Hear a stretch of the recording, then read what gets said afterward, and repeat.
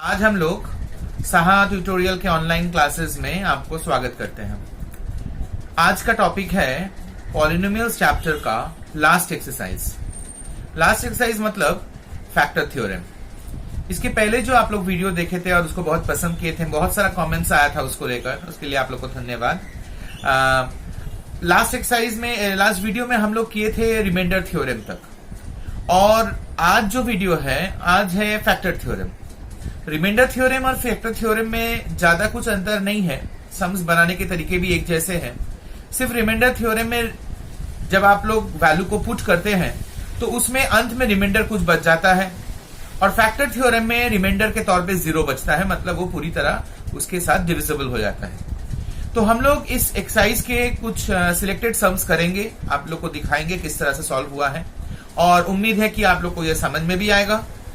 इसको छोड़कर अगर आप लोग को कोई सम्स का कोई ख्वाहिश रहता है, आप लोगों को कोई प्रॉब्लम रहता है, तो जरूर हमारे कमेंट सेक्शन में आकर कमेंट्स करिएगा, या पर्सनली मुझे हम नंबर आपको दे ही देते हैं व्हाट्सएप का, उस पर आप लोग मैसेज भी कर सकते हैं। चलिए अब सीधा सम्स के तरफ जाते हैं। हम लोग एक्सरसाइज का सबसे पहला सवाल देख रहे हैं। यहाँ पे दिया गया क्वेश्चन है कि ये पॉलिनोमियल है और इसको x+1 से डिवाइड करना है। क्वेश्चन में पूछा गया है कि ये पॉलिनोमियल का ये x+1 एक फैक्टर है कि नहीं, ये आपको प्रूफ करना है या वेरीफाई करना है। तो वेरीफाई करने का तरीका ये है कि पहले जो x+1 जो आपका डिवाइजर है, इस डिवाइजर को उसका 0 निकाल लीजिए। तो 0 निकालने का मतलब उसको 0 के साथ कंपेयर करने पर x का वैल्यू देखिए +1 का इधर आया, -1 आ गया, तो x = -1 आ गया है। अब यही वैल्यू आपको पॉलिनोमियल में पुट करना होगा। देखिए क्वेश्चन हम लोग उतारे हैं, फिर x के बदले -1, और उसी तरीके से x के सारे जगह पर हम लोग -1 वैल्यूज पुट कर दिए हैं। -1 का क्यूब करने पे -1, -1 का स्क्वायर करने पे +1, और बाकी सब उतारा हुआ है। अब इसको मल्टीप्लाई करने पे -2, इसको मल्टीप्लाई करने पे +3, और ये -1। इसको सॉल्व करने से देखिए -2 और -1, इसको पहले हम लोग सॉल्व किए हैं, प्लस माइनस माइनस, 3 से 2 गया 1, और 1 - 1 0, अर्थात कोई रिमाइंडर नहीं बचा। इसलिए हम लोग कह सकते हैं कि जो आपका क्वेश्चन है x+1 is a factor of this polynomial. ये गया पहला। एक और एग्जांपल देख लेते हैं। क्वेश्चन नंबर 5 में देखिए, यहां पर ये पॉलिनोमियल दिया गया है और x+1 से डिवाइड करने के लिए कहा गया है। x+1 से जब डिवाइड किए हैं, सिमिलरली x = -1 आया, और फिर हम लोग इस क्वेश्चन में -1 को पुट कर दिए हैं। पुट करने पर -1 to the power 4, -1 to the power square, -1 और 1, -1 to the power 4 करने से +1 आता है, -1 to the power 2 करने से +1 आता है, और ये दोनों कॉपी आउट हुआ। 1 1 1, 3 to +1 है, प्लस करने पर 3, और ये -1, 3 - 1 is 2, जो कि 0 नहीं है, not equals to 0। That means ये जो पॉलिनोमियल है, इसको जब ये वैल्यू पुट किया जा रहा है तो 0 नहीं आ रहा है, और यही कारण है कि हमने लिखा है कि x+1 is not a factor of this. तो इन दोनों एग्जाम्पल में आप क्या देख रहे हैं कि यहां पर रिमाइंडर 0 है, अर्थात ये फैक्टर है, और यहां पे रिमाइंडर 2 है which is not equals to 0, और यही कारण है इसको हम लोग नॉट ए फैक्टर दिखाए हैं। इस तरह से पहला क्वेश्चन में आपको ये जो वेरीफाई करना था कि जो डिवाइजर है वो उसका फैक्टर है कि नहीं, आप दिखा सकते हो। एक और क्वेश्चन में आते हैं, क्वेश्चन नंबर 4। ये बहुत ही कॉमन क्वेश्चन है और ये बहुत ही इंपॉर्टेंट क्वेश्चन है, जहां पर आपको k का वैल्यू निकालने के लिए कहा जाता है। ये एक पॉलिनोमियल है और ये डिवाइजर है, और आपको क्वेश्चन में पूछा गया है कि divisor is a factor of this polynomial. आपको k का वैल्यू निकालना है। हम लोग को जो नियम है उसमें यही है कि जो डिवाइजर है उसको हम लोग 0 निकाल लेते हैं, जिस तरीके से निकाले हैं x = 1, और फिर इसको वैल्यू में पुट करते हैं। पुट करने से x के बदले 1 आ गया। अब इसको सॉल्व करिए, 1 का स्क्वायर 1, k 1 जा k, 3 1 जा 3 k और k ऐड करने पे 2k - 3। क्वेश्चन में बोला गया है कि gx is a factor of ये, अर्थात रिमाइंडर 0 आना चाहिए।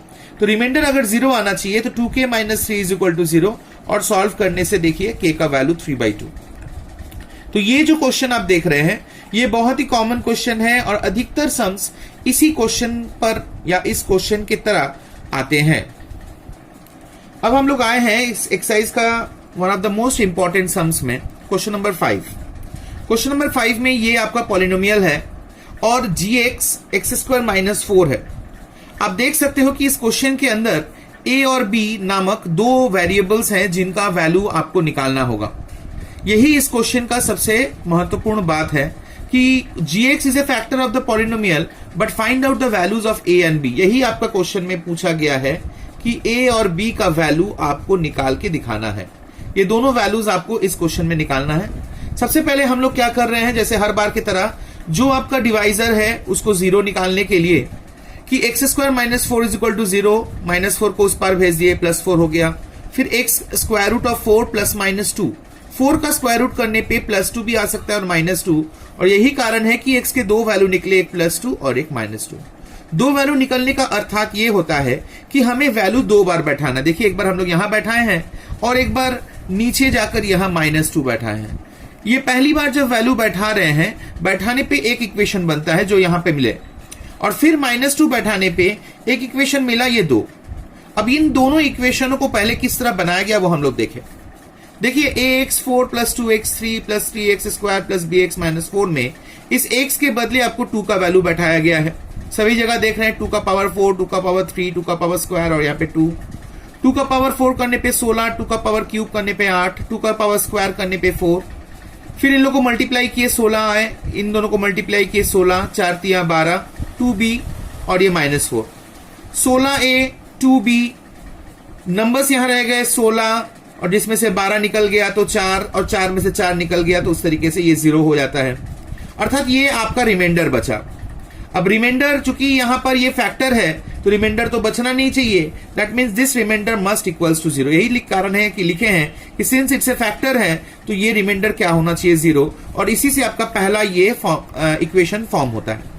फिर दूसरा वैल्यू जो -2 है उसको हम लोग दोबारा उसी तरीके से बैठाते हैं और इसी तरह सॉल्व करते हुए यहां पर रिमाइंडर ये बचता है, और ठीक उसी एक ही ऊपर की तरह जैसे हम लोग बनाए हैं इसको भी हम लोग 0 दिखा दिए, -32 को इस पार भेज दिए, आपका इक्वेशन ये बन गया। अब इन दोनों इक्वेशनों को एलिमिनेशन मेथड की तौर पे ये फ्रॉम इक्वेशन 1 एंड इक्वेशन 2 हम लोग इन दोनों इक्वेशनों को पुट किए हैं।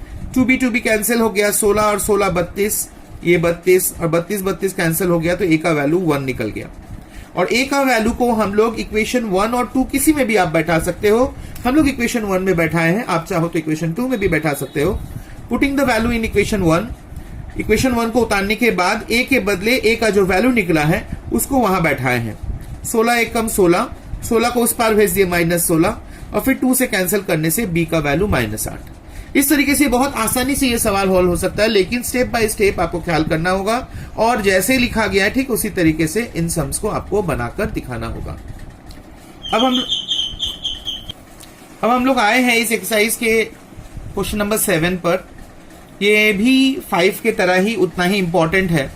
इस क्वेश्चन में और 5 में अंतर ये है कि हम लोग 5 में देखे थे उसमें 2 इक्वेशंस बनाए गए थे, लेकिन वो दोनों इक्वेशंस फैक्टर के तौर पे बनाए गए थे, मतलब दोनों जो डिवाइजर था वो फैक्टर के रूप में था। लेकिन इस क्वेश्चन नंबर 7 में देखिए पहले बार जब डिवाइड कर रहे हैं तो रिमाइंडर बच जा रहा है, जबकि दूसरा वाला फैक्टर है बताया गया था, मतलब ये वाला फैक्टर लेकिन ये फैक्टर नहीं है, रिमाइंडर 4 बचेगा।